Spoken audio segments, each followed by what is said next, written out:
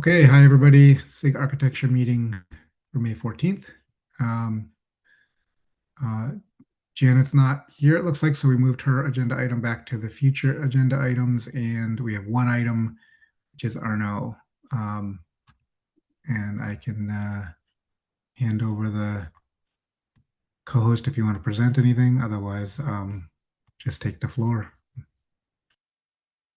Um, Really nothing to present, more like looking for some kind of debate about the idea of having a agent MD file in the KK repo. This is the second attempt to make it happen, because the first one we didn't follow up on that. So I wanted to talk not on the idea on having that, but more like what are the implications of having something like that for also the staging repo or any repo related to SIG Arch, like the enhancement repo. I mean, I have no problem with it. Tim? Yes, do it. Do it today. Do it yesterday, please. Doesn't need to have a book in it. Just freaking do it. We're like in the Stone Ages now. I'm I'm I'm looking for approval. Yes, approval given. Approved. Let's do it. Justin? Well, I may be selling past the close here. I also agree. I think we should do it. If there was pushback, I would clarify, and maybe we should clarify. This is agents.md, which is instructions for coding agents that are contributing to KK, and not, for example, instructions for end users of Kubernetes that want to know how to create a pod or something like that. That would be, I call that LLMs.txt. I think there are different standards, but we are talking about the coding agent agents.md. Is that correct? Yes, I think the idea is to basically empower people interested to like basically contribute to the KK repo or provide some context to AI. Any AI agent we want to integrate to whether the staging repo or any Kubernetes on repo, like starting with something and basically make some progress around that. So, Justin, I'm not sure I understand. I mean, I understand the distinction, but I'm not sure I understand why they're actually different. But I'm not sure it's important right now because realistically, people are using AI coding agents against KK. They might own the PR at the end of it, which is the right thing to do, but they are using these agents, and we are putting them, and therefore we're putting ourselves at a disadvantage by not making it easier and better for them to use agents against Kubernetes. Period. That's my opinion. Totally agree. And I think we have guidelines for what should go in, how to use AI with the Kubernetes repo. And I think there's a request/instruction to put in, like, I used Claude 4.8 or whatever it is. I think we could put that in agents MD. The distinction is they are different, and at least today you seem to get better results by not overloading the model with irrelevant information. So if I just want to know how to use Kubernetes to create a deployment, I probably don't want to pollute my context with information on how to send a PR to Kubernetes. Okay, that's fair. That's fine. I think the question that is interesting here is how much of things like our coding conventions and our API conventions do we want to clone into an agents.md, or there's an open PR somewhere, like we should just bring those back to KK because they're mostly consumed by developers anyway. And in this case, developers being agents is, the sort of Uber developer, or depends on your perspective, I guess. Underdeveloped. So we should, again, my opinion, we should bring developer-facing docs that currently live in the community repo under docs, devel, something, and bring those back to KK. We should write an agents MD file that references those docs, that talks about how best to participate in here.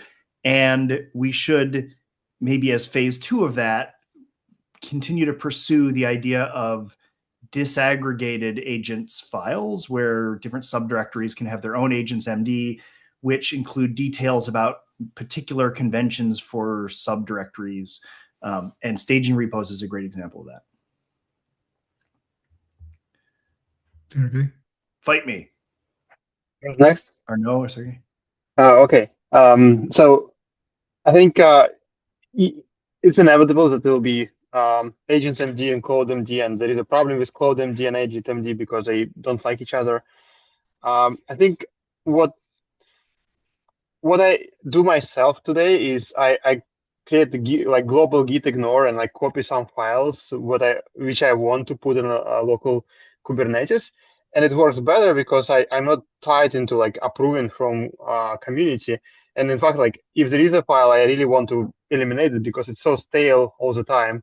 So I think maybe we can approach with like Kubernetes have a separate profiles and a separate repositories that copy specific files. Like if you're a Kubernetes developer, like SIG node developer, you will opt into this profile, and SIG node approvers, and like we can have a Cloud MD file, like or agents MD files, whatever we want, specifically for SIG node, and there will be some copy mechanisms that we will implement for specific files. It will be way more convenient if you can release and update them independently from Kubernetes release cycle, not tied to like approvalship from like global maintainers of Kubernetes. And we can start doing it even like without this discussion. Like this repository can be started by anybody, and then we can see it as a best practice. And if it works, we can extend it to multiple other areas. Or no? Yeah, so basically there are multiple ways we want to do things regarding AI consumption, to the point of Justin. You want basically Kubernetes user to be able to like leverage Cloud Code to basically do something. The current standard to basically use the MCP protocol. So you basically have an MCP server plug to GK, that's what I'm doing, and basically do stuff like that. Because we want to focus on the contributor experience, we have different approach like where we were talking about this with Kevin, where we basically want to build skills that gather whatever Tim was saying about basically convention, API convention. I think Agents of Box is doing that, but we want to like be able to have like maybe a marketplace of skills for Kubernetes related skills, where we basically have like anyone can install them and do whatever they want. Say, okay, review this API change. And the AI CLI will basically leverage the skills to do that. So there are multiple options. It's really depend on basically what's the outcome we want. Not depending necessarily on the outcome, but more like how we want to control the way we want to consume AI. Because there's a risk where like we're still gonna have AI slop, but how we mitigate that is the important thing to do here. Because over time you're gonna have either junior engineer or new contributor looking to leverage AI CLI to do contribution. I see many hands raised. I don't know what order they're in. I think Justin beat me. I can go quickly then. Yeah, I was going to say, like, I think we should focus on what problem we're trying to solve when we think about these things. For me, I think the problem we're trying to solve is a coding agent or a new contributor that comes in clean, like with no history. We want to give them enough context to be able to send a PR that we don't immediately have to go back and be like, no, you didn't follow these rules and all those sorts of things. And I think that if we can do that, that will save us a bunch of time as maintainers, because we will hopefully get higher quality PRs in terms of at least the brown M&Ms, maybe to confuse matters. But I think that going beyond that, we have to solve. There are other things we're going to have to solve in the ecosystem, like how does a Sergey who has built up his own personal context over the years integrate that with the repo context. But I think. Yeah, and you can have links, right? So Jordan, so you can absolutely have links. And so if it just says use contributing.md or docs/contributing.md or HTTPS, blah, blah, blah, they will follow those things, probably. Yeah, I'd really like to not relocate everything again, like pointing to the things we already have that we're already funneling human users through, like GitHub like hoists contributing MD into the sidebar of the repo, and like human users go there and it has a link to the contributing dev site. Like presumably, like at least a lot of that information would be relevant. Maybe we phrase it differently, but pointers are great. I want to avoid like putting lots of effort into agent only guidelines, like pointers so agents can follow links to a thing that is trying to help both automation and humans seems like the ideal. So there's this sort of emergent standard of skills for agents, right? And skills basically a markdown file, which is fine. The problem that I have with following links is the probably that Justin put at the end of his sentence, which is my own experience is like, they will probably follow links, but they will not always follow links. And even though you said, go read this file always, it doesn't always do what you asked for. It does always look at agents MD. So I'm mostly concerned about the efficacy of writing a bunch of stuff that it's not going to use. One option here would be if we think that following links is okay, then we have a repo of skills like Sergey sort of suggested. And those skills include not just how to write code as a SIG node developer, but hey, here's a couple of clues on where you might look for things if you're seeing this sort of pattern. That's what skills seem to be good at. So when you're feeding your agent, you say, hey, I'm working on a SIG node related feature. And it goes, aha, let me load the SIG node developer skill, which is a good way to manage precious context. I'm fine with it. I just feel like we're stuck turning in circles trying to figure out what the best answer is when we should just do something. Yeah, I mean, I guess to me, I put a comment on that PR. It would be nice to call out our AI contribution policy at a minimum. Like one of the things like I find that ironically agents don't do is actually read the pull request template when opening a PR. And so like what we see are a lot of people are actually not following our templates, or at least I've heard that like when they open up a PR, they just kind of go ahead and like the agent will make up something. So, you know, I have created a skill for one, when I write commit messages, to follow the AI contribution policy for us, and also to actually read the pull request template. It'd be nice as at a minimum for like the agents.md to kind of just have that, and then we can kind of start iterating on it. But because I don't know, like I think I agree with Tim that like I don't know, like an API machinery person will have very different things that they have expertise on versus somebody in SIG node. And I think trying to add all of those is going to pollute the context. Now, obviously, we can talk about sub agents, but I think at a minimum, like having at least like that's like one of the things I find I'm seeing contributors that use it are kind of just ignoring the contributing policies anyway.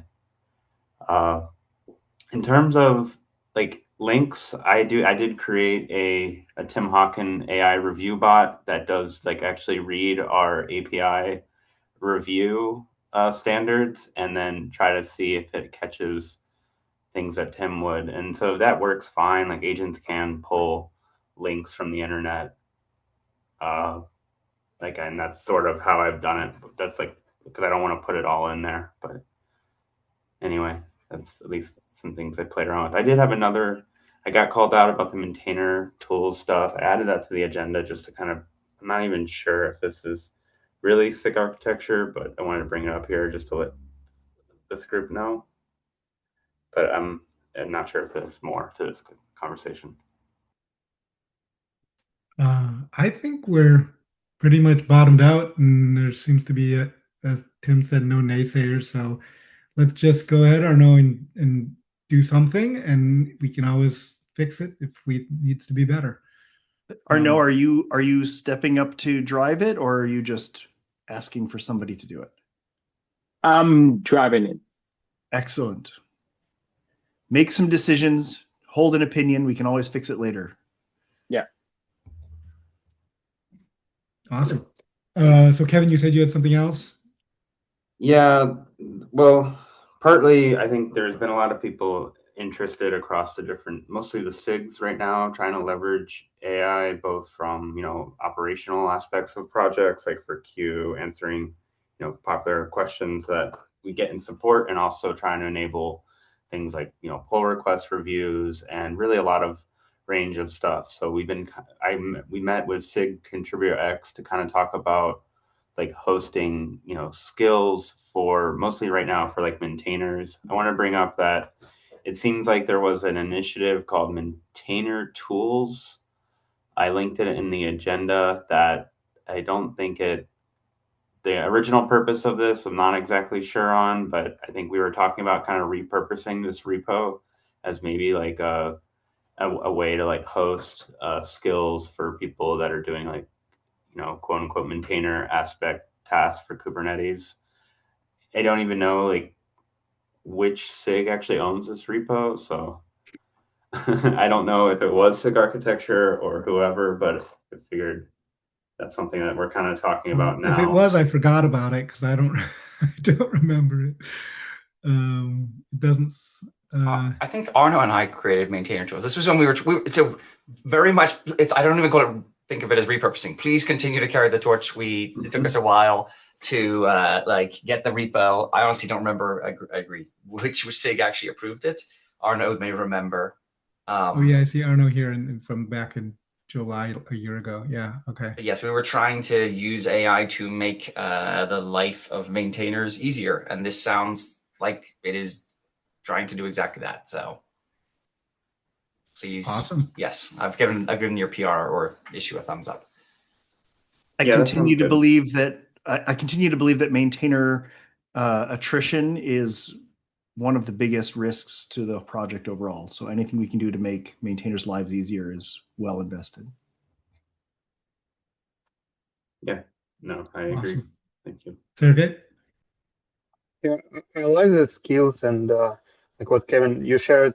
It's really nice, like especially like how to form proper commit message and such. Like one of the things that commit message skill doing is ensuring there is no co-authored by Claude or like co-authored by like Claude really likes it. I want like, and this can be replaced by Git hook on everybody local machine. I wonder how aggressive we should be with people not following this route and like just close PRs whenever we see description or commit with this message. Because like, I mean, reopening PR is not a big deal. And I really don't want to open it and then like, oh, there is a co-author message. I wouldn't even be able to accept this PR. I will need to reply something. Can we start being more aggressive? And Kevin gave another example of PR is not following our template. Like, yeah, there is no release note. Let's just close it. Like, adapt the skill and post a release note, and then we can talk about this PR. Is there some, like, how aggressive we should be in a world of AI where everything is automated to make sure that everything is conformant? I assume the goal, Sergey, is to encourage the contributor to get their PR into a working state or a mergeable state. I think closing a PR can be quite discouraging for humans. I don't think we know whether it's discouraging for agents.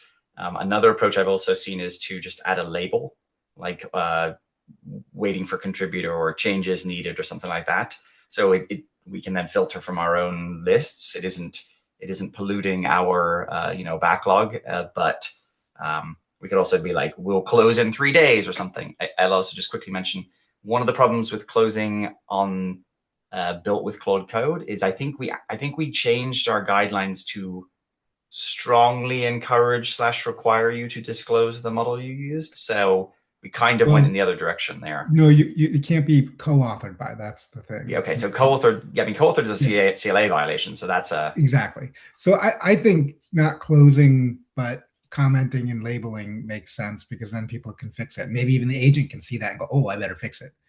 So Arno. Well, I think in order to be able to evaluate, we need to maybe what AI is doing is you're always producing an hallucination of code. It's up to us to decide whether or not we want to believe in it. And in order to believe in that, we need to invest more on testing and more like on testing. Because the one thing is like, because of the new AI policy, people don't have the obligation to disclose they are using AI agents. So when someone open a pull request and not disclosing that, how we know is not AI generated? Right. They So have the application, but we don't know if they actually did or we not. don't know. And basically, so the bar will be the same, whether it's AI generated or not, because yeah, we want people to be transparent, but in reality, you might have to deal with people not doing that. So someone could basically say, okay, I'm going to use Cloud Code to improve language.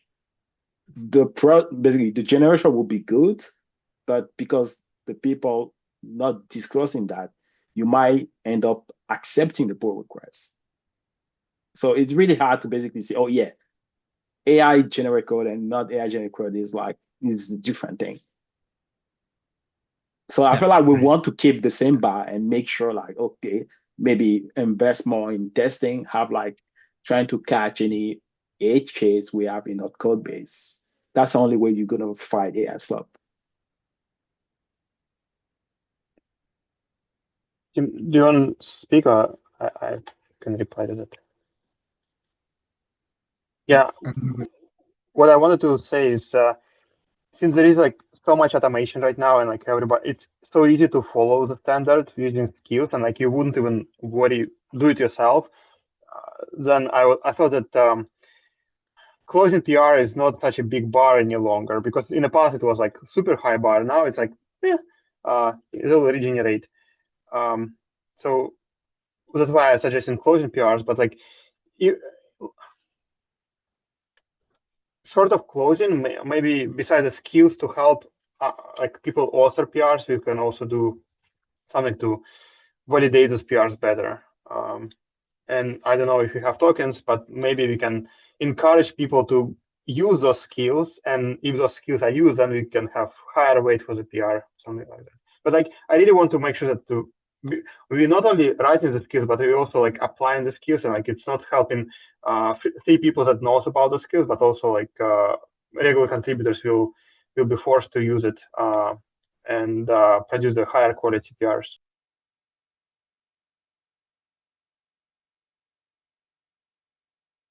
I don't know if I'm being contrarian, but I honestly don't care if people disclose whether they used AI or not. I just don't think it matters. Like at some point, everybody is using it for something. If I use it to just lay out a basic structure and then I take it and run with it by hand, why do I need to disclose that? Who cares? Like, I don't think it makes any difference in how we will process PRs.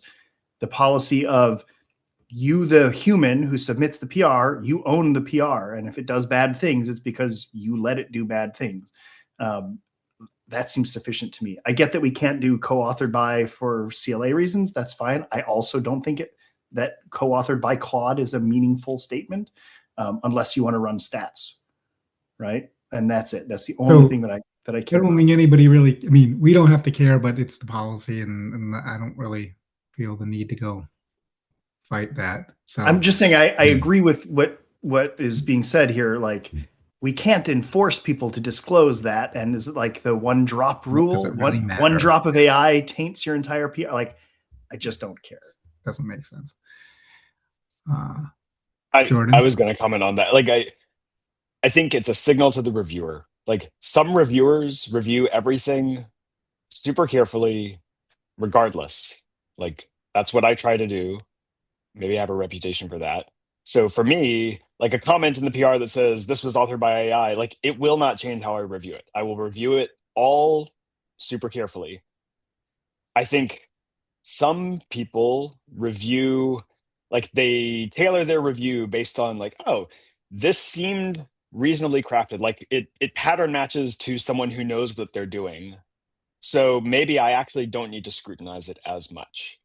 And I think that is a dangerous heuristic to run as a reviewer now, because AI can produce convincing looking things that pattern match to someone who knows what they're doing, but doesn't actually, like, the AI is confused and doesn't know what it's doing. And so I think reviewers need to change how they review. They can't just assume like a competent appearing PR is actually doing reasonable things as much as they used to be able to. And so to me, that's the biggest useful bit of, like, if you used AI, tell us, so that if this is how you review, like, maybe this is nonsense. Like, it looks reasonable if you squint, but maybe it's nonsense. But yeah, that's my 2 cents. Yeah, I think this came up a few months ago, like where I think with Patrick was running into a PR that it like went crazy because of AI, and I think the general consensus was maintainers are always open to close PRs. They think it's not going in the right position. So I mean, I personally wouldn't close, like, my issue with like closing of the CLA fails is you can't really run the CLA check locally.